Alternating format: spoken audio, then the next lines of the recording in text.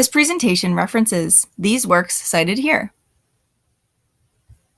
This is an action research proposal that focuses on student engagement at the secondary level, written, designed, and presented by Emily Kavanaugh.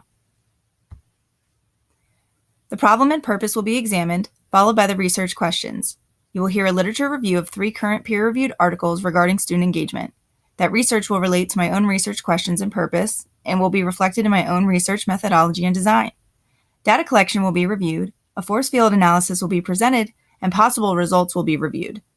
Future action plans will be discussed, then you will hear a personal reflection at the conclusion of this presentation. Teaching high school for 2 years, I have made some observations. I noticed a low level of student engagement as I struggled with this in my own classroom and observed in many other classrooms. I also learned through personal conversations that teachers generally think that they cannot control student motivation or engagement. Lastly, I noticed traditional teaching methods with lectures are pervasive in the building. The purpose of my own action research is to see if teachers can do specific things to affect student engagement. These 2 questions will guide research. Does a student-centered teaching model lead to an increase of student engagement in the classroom? And what is the increase of student engagement when teachers build relationships with students and use classroom management best practices? My observations in a high school setting seem to be on par with many observations in the United States.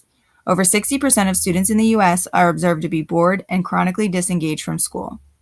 This disengagement may be a result of the complexity of engaging students. Each student meets each class and each task and each teacher with a different context. Teachers also are found to lack a framework for student engagement. Gage, Scott, Hearn, and Mixuga add to this discussion by finding that students are much less engaged in a classroom with low rates of classroom management. According to the research reviewed, there may be specific things we can examine as educators, putting the control back in our hands. Examining some of them will be the focus of our own action research. Student engagement may be related to student-teacher interactions or relationships, opportunities for students to respond during a lesson, rate of positive feedback from teacher to students during class, non-traditional learning models such as student-centered and flipped classrooms, and using incentives but not bribes or threats in conjunction with positive relationships and clearly defined expectations in the classroom. Increasing student engagement is found to have many benefits for students, teachers, and the classroom environment. Student populations who are more engaged achieve better results on standardized tests, have a lower percentage of dropout rates, and a high percentage of students go on to pursue higher education. This creates a positive spiral for teachers in the learning environment. Higher engagement results in decreased disruptions, less time spent on behavior management and discipline. This in turn makes the learning environment even more engaging, which continues the cycle. Should this action research be implemented in secondary math classes, it will be considered quasi-experimental due to the lack of random sampling of students and using 3 groups of students in existing classrooms instead. Using a control group in these types of experiments is less common, but doing so will allow us to identify any anomalies that may occur in data collection, account for differences in group demographics, and extrapolate conclusions through comparison. In the control group, no different strategies or treatments will be applied. In the second comparison group, the teacher will structure lessons in order to integrate student-centered learning opportunities. In the third comparison group, the teacher will focus on increasing the OTR rate, or the opportunity to respond rate, and the positive feedback rate, while decreasing the negative feedback rate. To further triangulate data in the research, pre-experiment data will be collected, which should help lessen any inconsistencies due to lack of random sampling. Researchers will conduct at least 2 observations per classroom per week of school during the experiment. Another method of data collection will be a questionnaire given before, during, and after treatment. The questionnaire will follow general data collection protocol, ensuring the survey data is usable for drawing accurate conclusions about student engagement.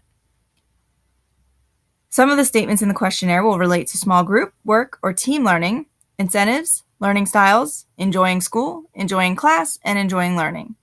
The data can be considered qualitative unless numerical values are assigned to each response. Additional forms of qualitative data will include the teachers keeping documentation journals. Teachers can reflect on a particular lesson briefly, documenting any important student interactions and observation of student engagement.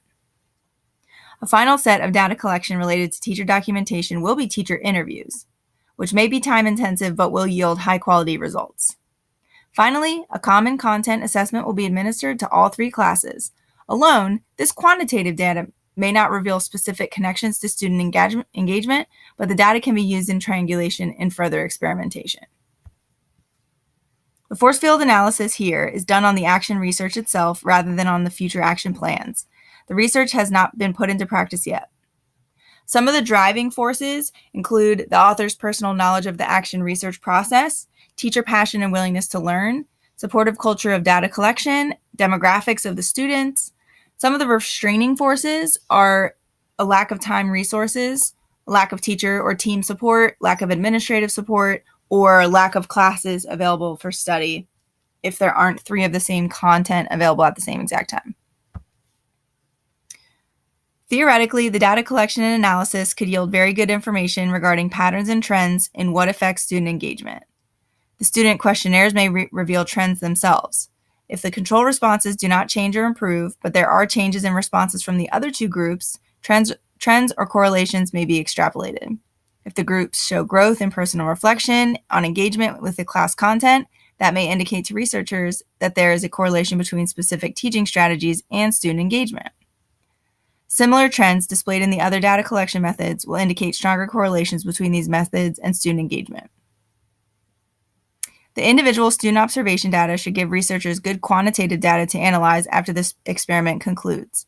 This data could show a strong correlation between student-centered learning and engagement, or between increased OTR and engagement, or both, or neither. This would depend greatly on the number of minutes students are observed to be engaged, on task, or disengaged in all 3 groups. The common assessment data alone may not show strong correlations or trends, but coupled with the other data may be supporting any of the correlations that we identify.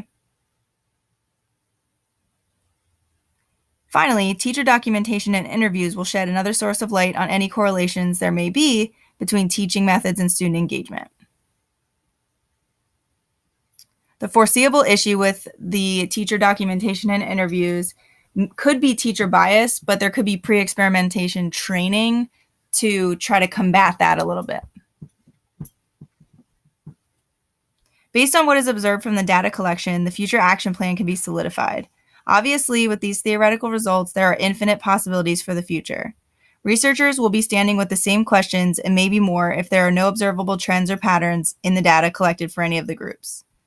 Even if there are observable trends or correlations in the data, more questions are going to be asked.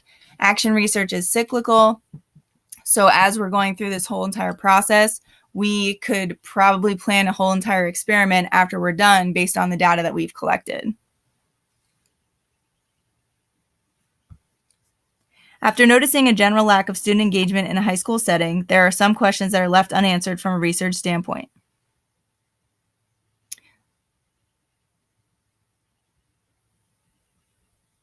Current research provides specific strategies and information about student engagement in class.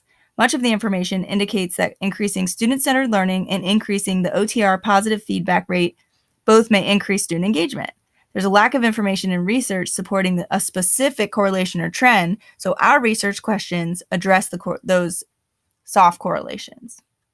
The triangulated results of student questionnaires, observations, a common assessment, and teacher reflections and interviews will aim to answer the questions regarding the effects of student-centered learning, increased OTR, and positive feedback on student engagement. Personally, I have taken from this course a reinforcement of concepts I didn't even know I was using. According to Brighton and Moon, when I had the desire to immediately address issues I saw early in my teaching career, discussing it with my team, analyzing data, and making decisions for the future, I was taking part in action research. I have formalized the idea of action research as a professional educator through this course and have a better sense of research-based concepts. Furthermore, I feel more comfortable communicating the idea of action research and its proper steps to colleagues in the future. Being able to conduct valid, reliable research will help me communicate to colleagues about the power of action research.